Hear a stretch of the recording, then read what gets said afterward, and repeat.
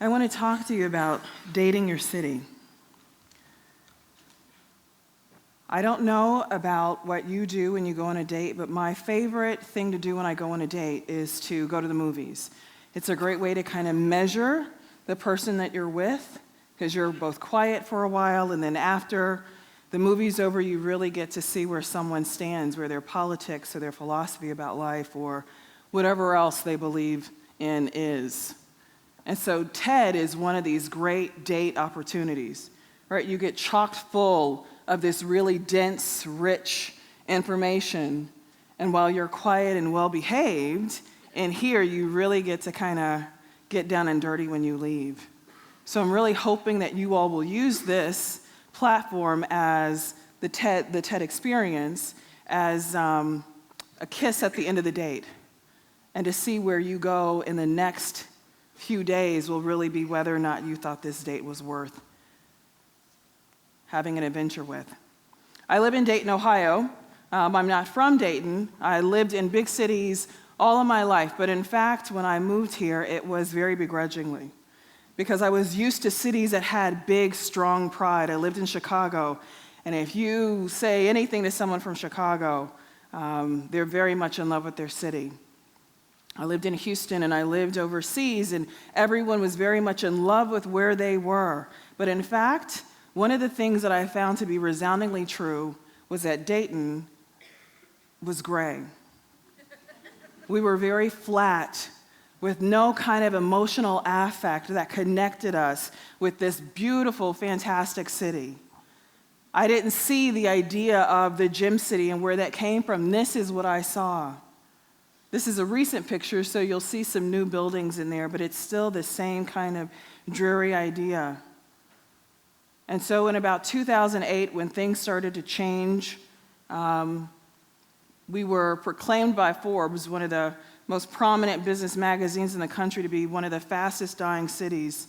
I knew that I wanted to do something differently. So I will introduce myself. My name is London.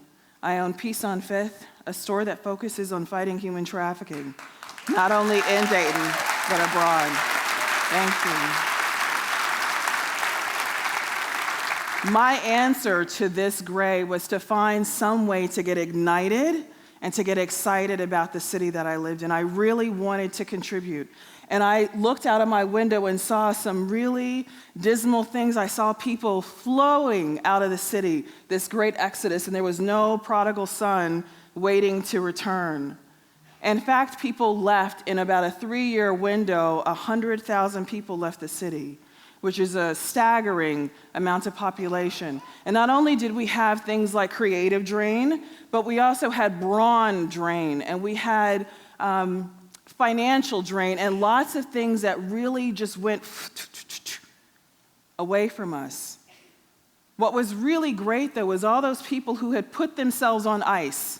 The creative class in this city started to come roaring out from their enclaves, which is why I think, in part, this is a great space to germinate something like TED. Because, in fact, the creative classes were waiting for an opportunity to creep out from going to the grocery store at 3 o'clock in the morning so that no one saw them. We were waiting to kind of venture out into the world and claim this city our own. And the woman who owns, and I don't know her name, Thistle Confections, once said to me, you know, Dayton's a little bit like Brooklyn.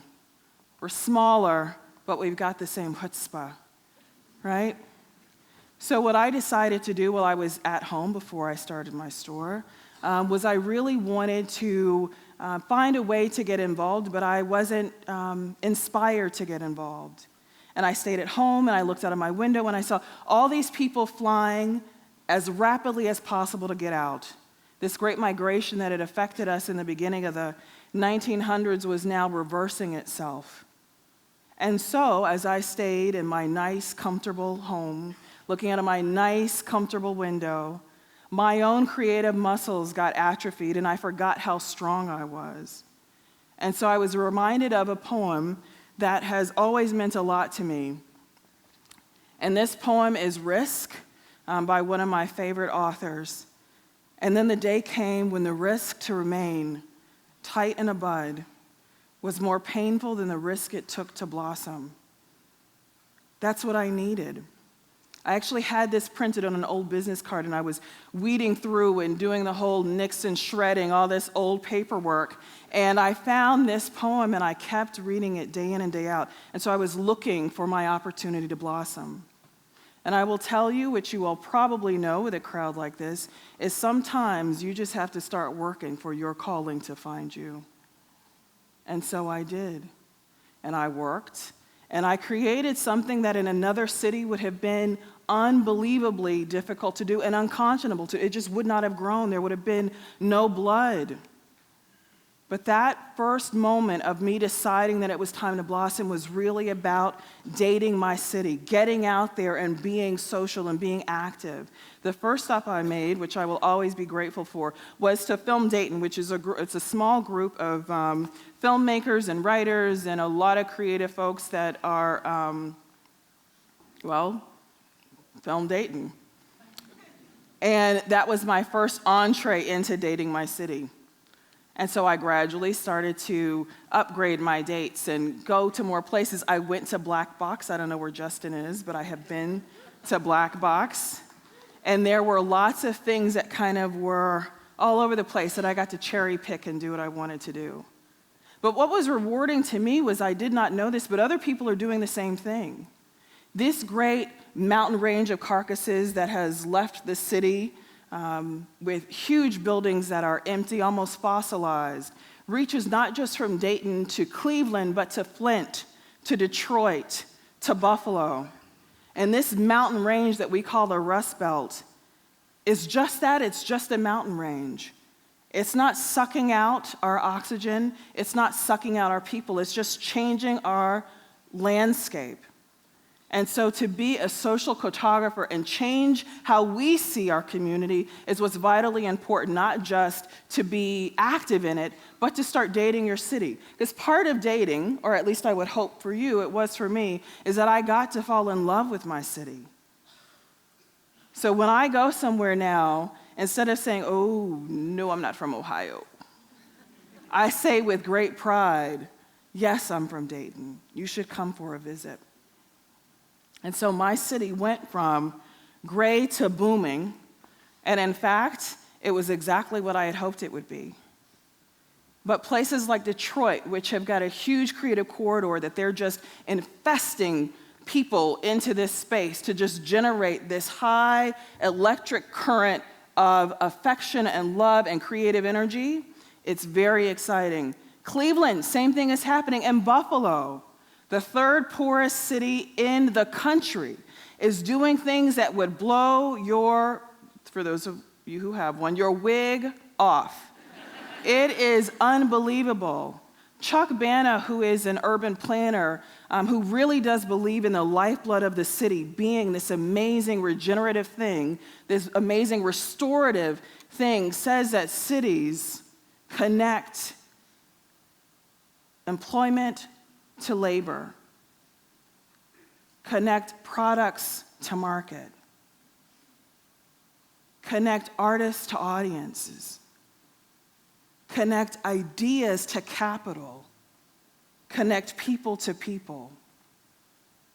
When I hear that, I would challenge you to figure out what space you're in. Your idea may have no capital at all, and your capital may have no idea. So your investment isn't just in supporting something like this, it's also talking to the person next to you, meeting someone new, being aggressive and assertive and affectionate enough to say, hi, I'm London, it's nice to meet you. What do you do? We should be proud of what we've got. We've got hand-grown, hand-picked talent that has been on this stage and has been, I had no idea. And I was a part of this. And I had no idea what kind of talent would come out. But when you sift for gold, you're gonna find some gold. So this, in fact, became my impression now of the city, this glowing, robust, gorgeous city with lots of things to do and lots of people who want to do them. So I'm gonna give you 7 days of your life that you did not have before. And I'll give them to you right now. In Japan, there is a saying that for every new food you try, you gain 7 days. So I'm not going to give you like ostrich in vitro eggs or something like that. But I'm going to assume that this saying, because I don't speak Japanese, is really about a new experience. And so right now, you have, as you leave this space, as you leave this place, as you leave this comfort, the opportunity to try a new experience. So I'm challenging you to give yourself 7 more days. For so long, we have been in a city where we have taken all the apples, taken the branches, taken the trunk, and while our city still straightens up, and if you know this story, it's The Giving Tree by Shel Silverstein, our city still straightens up and says to us, come, sit. It is time for us to replant. It is time for us to reinvest, not just money, but our time, our energy, our good, positive words.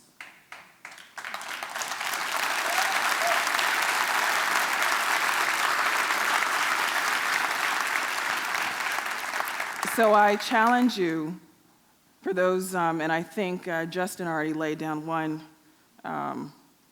pile driving challenge, is to go to Black Box.